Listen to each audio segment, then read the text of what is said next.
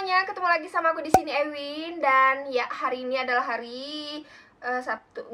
Hari ini adalah hari Jumat. Dan sekarang sudah jam 8 malam. Tapi cuaca masih bagus banget. Aku tunjukin dulu ya.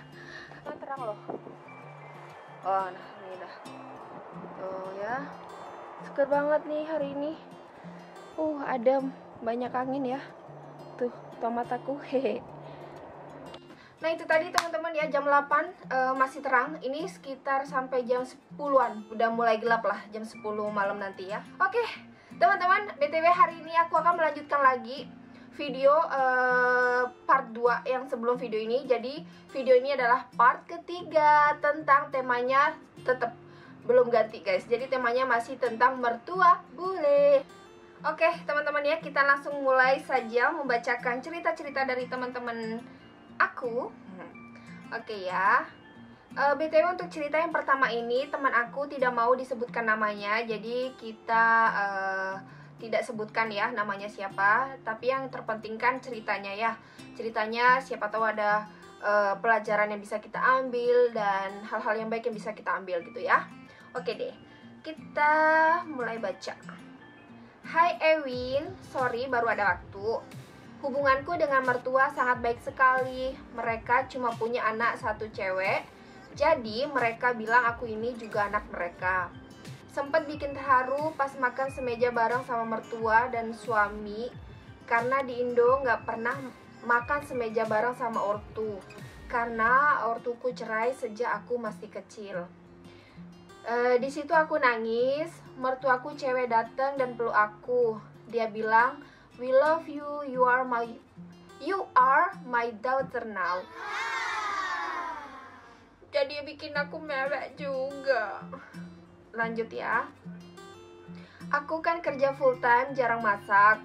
Kalau aku pulangnya malam, suamiku suka ke tempat ortunya untuk sekedar jenguk atau juga makan bareng. Tempat tinggal mereka pun deket banget, hanya jarak 5 menit dari rumah kami.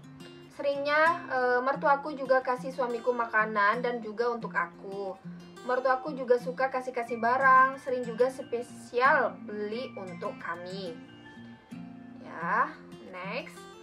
Mertuaku yang cowok suka main iPad dan storage iPad-nya kecil, jadi kadang beberapa aplikasi nggak bisa dipakai.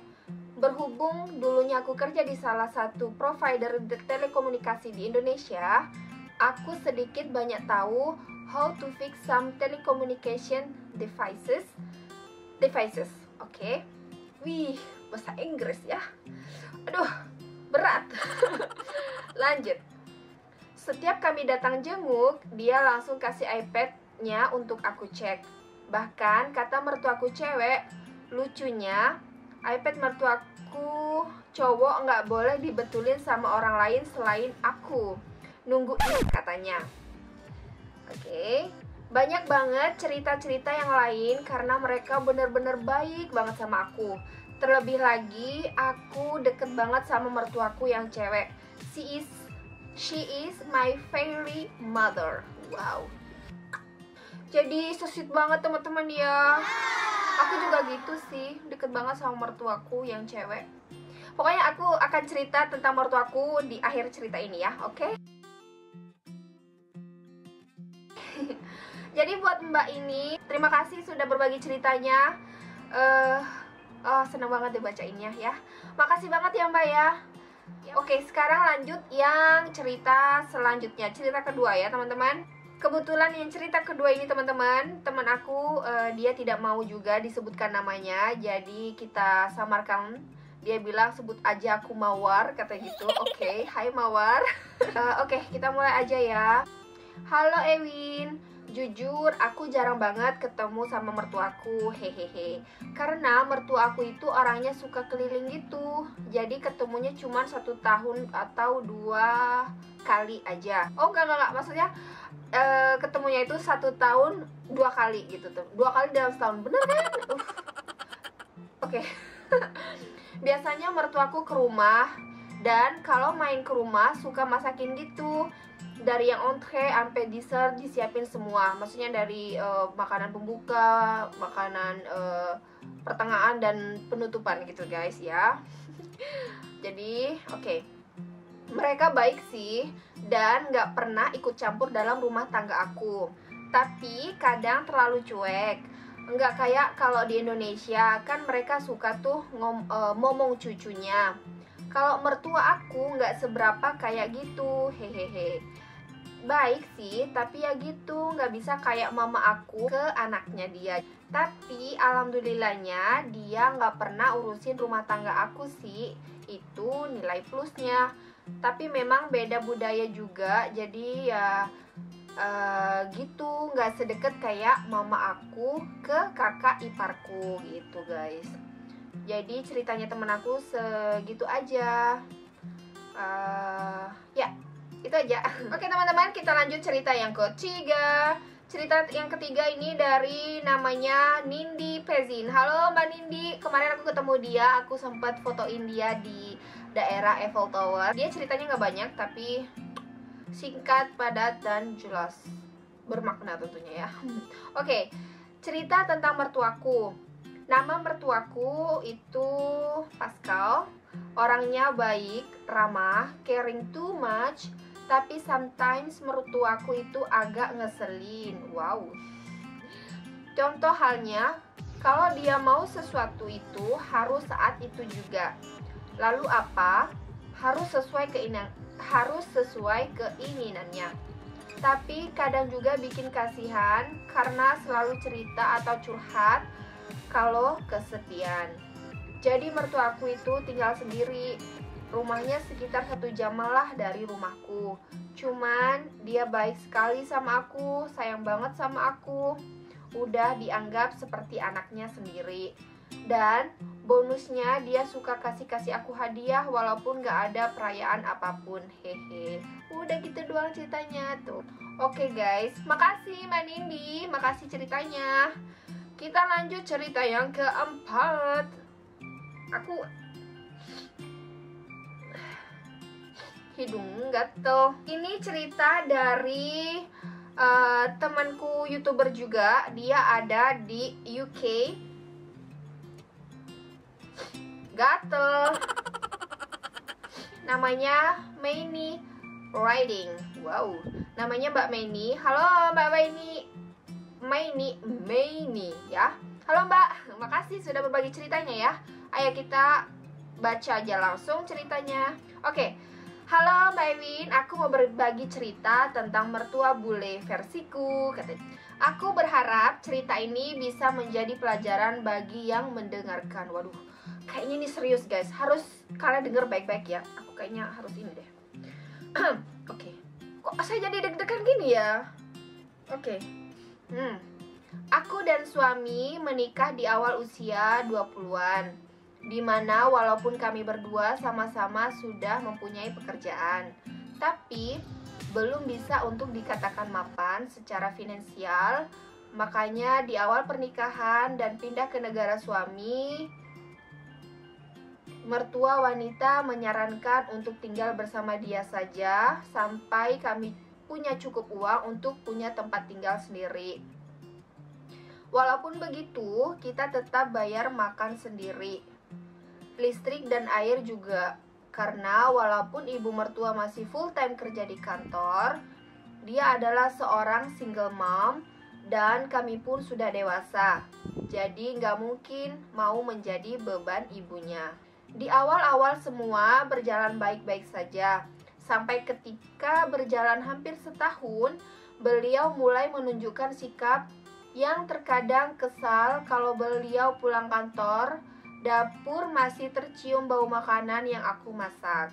Ya walaupun sudah dibersihkan, terkadang bau masakan itu akan masih tetap stay. Paham sendirilah ya, kita orang Indonesia kalau masak itu wanginya semerbak. Iya, apalagi goreng terasi bikin sambal terasi. Oke, serius guys. Oke, lanjut ya. Jadi terkadang beliau harus semprot sana sini dan membersihkan ulang, dan disitu kadang saya merasa tersinggung. karena beliau nggak ngomong apapun. Dan salah saya pun saya nggak bertanya kepada beliau marah atau enggaknya. Jadi kitanya hanya saling nggak enakan tanpa ada komunikasi, dan itu berjalan selama beberapa bulan. Sampai akhirnya saya utarakan perasaan saya waktu itu sama suami. Akhirnya kami setuju untuk pindah, tetapi saat itu ibunya masih menolak kami untuk pindah karena beberapa alasan. Dalam tanda kurung, saya nggak bisa jabarkan di sini karena terlalu pribadi. Oke. Jadi pernah dalam beberapa bulan hubungan saya dan ibu mertua bisa dibilang aneh.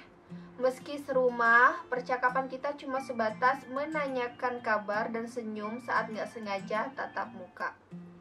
Akhirnya saya merenung dan mencoba introspeksi diri dan berdiskusi dengan suami. Yang alhamdulillahnya hasil dari renungan dan doa saya selama berhari-hari itu membukakan jalan keluar. Ternyata setelah saya sadari, yang salah itu bukan mertua saya, tapi juga bukan saya, melainkan komunikasi kami yang kurang terbuka. Akhirnya saya dan suami cari waktu yang tepat untuk sekali lagi mengutarakan keinginan untuk pindah, serta saya dengan sangat ikhlas mengucapkan terima kasih atas apa yang ibu mertua lakukan selama ini. Dalam kurung, yaitu memberi atap di atas kepala kami. Dan saya bilang, maaf kalau saya masak suka ninggalin bau yang menyengat. Di situ beliau tiba-tiba ngeliat muka saya sambil senyum dan tertawa.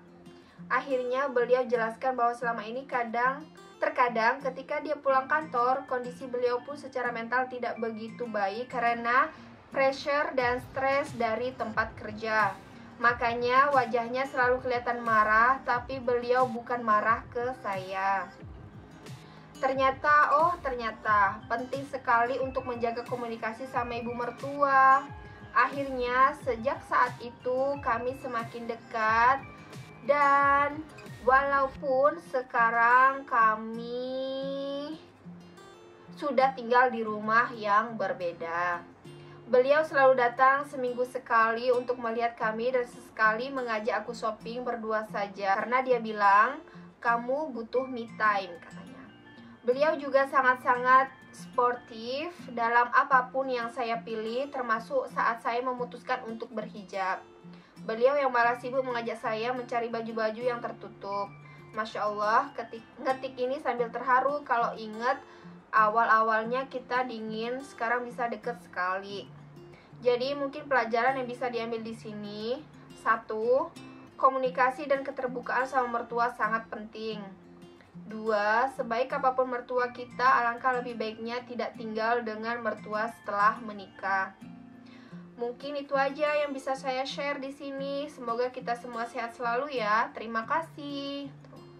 Terima kasih Mbak Maini Riding. Wah, ceritanya sangat bermakna sekali ya. Bikin aku juga deg-deg serbacanya gitu. Makasih sekali lagi sudah udah berbagi ceritanya, dan aku akan tulis YouTube-nya dia di sini ya guys ya. Oke, kita lanjut cerita yang selanjutnya. Ini adalah cerita yang kelima. Sepertinya ini adalah cerita terakhir teman-teman ya. Yang Mbak Mutia ya, Mutia. Ini punya dia seorang YouTuber juga. Nanti aku bakalan taruh di sini namanya. Dulu pertama kali ketemu sama mertuaku di Indonesia, hari kedua sebelum nikah sama suami. Kesan pertama yang pasti sih awkward banget. Awkward susah banget sih. Awkward banget karena bingung harus ngobrolin apa, karena aku nggak bisa ngomong bahasa Perancis pada saat itu. Makin gak enak lagi ketika mereka suruh aku panggil nama aja, karena kan tahu sendiri budaya di Indonesia kayak gimana. Awal-awal masih canggung banget karena takut kalau sifat mertua bakal kayak mertua-mertua pada umumnya yang di Indonesia. Ternyata setelah kenal lebih jauh lagi, orangnya baik banget, gak pelit ilmu, gak nganggap aku kayak orang lain. Bahkan bisa dibilang udah kayak orang tuaku sendiri. Kalau ada masalah pun mereka selalu ready buat dengerin. Dan sampai suamiku sendiri aja ngerasa kalau ortunya itu lebih sayang sama aku daripada sama anaknya sendiri. Ketawa dia, haha, tuh pakai emoji. Terus, tapi balik lagi, namanya mertua ya pasti ada momen-momen enak dan gak enaknya.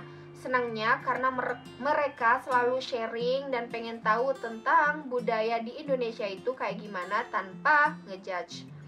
Mereka benar-benar open, terima kalau dikritik, bisa ngobrol kayak sama teman sendiri. Dan yang paling penting, mereka nggak akan gengsi untuk minta maaf kalau mereka salah. Dan mereka nggak pernah nyinyir di belakang kayak gitu deh. Mereka selalu to the point aja, kasih tahu apa yang mereka rasain katanya. Terus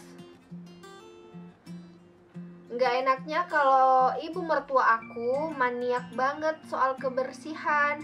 Ada debu seujung jari pun dia bisa lihat, sambil emoji ketawa, haha. Jadi yang dia mau setiap visit ke rumah kita itu harus selalu bersih dan rapi tiap saat. Sedangkan mertuaku suka kasih surprise tiba-tiba visit ke rumah tanpa aba-aba ya. Sebenarnya sih ya nggak terlalu masalah juga soal ini, karena toh kalaupun berantakan dia nggak akan keberatan juga untuk membantu kita beberes rumah. Tapi lebih ke moral kita aja yang nggak enak. Karena kalau di Indonesia kan namanya tamu itu raja, jadi harus diservis bukan disuruh beres-beres. Jadi risih aja gitu kan kalau tiba-tiba mereka dateng niatnya kasih kita surprise, malah mereka yang dapat surprise kalau rumah kita kayak kapal pecah. Hahaha, dia pakai emoji ketawa guys. Oh, jadi aku pengen ketawa juga ini. Ya itu deh cerita dari Mbak Mutia. Makasih Mbak Mutia sudah berbagi ceritanya. Oke deh teman-teman ya, aku akan sudahkan video ini. Sekali lagi makasih banget yang sudah nontonin juga dari part pertama, kedua, dan video yang ini. Bagi kalian yang nontonin ini tapi belum nonton juga yang pertama dan yang kedua, kalian harus buru-buru tonton karena nggak kalah menariknya ya cerita-cerita yang ada di situ. Jadi bisa kita ambil positifnya, buang buruknya gitu teman-teman ya. Oke deh teman-teman, aku mau kasih tahu apa ya? Aku mau kasih tahu ini aja. Jangan pernah jahatin orang teman-teman. Hati kita harus bersih, jangan pernah jahatin orang, kita nggak boleh jahat sama orang. Jadi biar sesuatu yang positif bisa datang terus ke kita gitu loh ya. Semoga bermanfaat. Oke. Oke deh teman-teman, dadah, sampai jumpa di video selanjutnya. Terima kasih.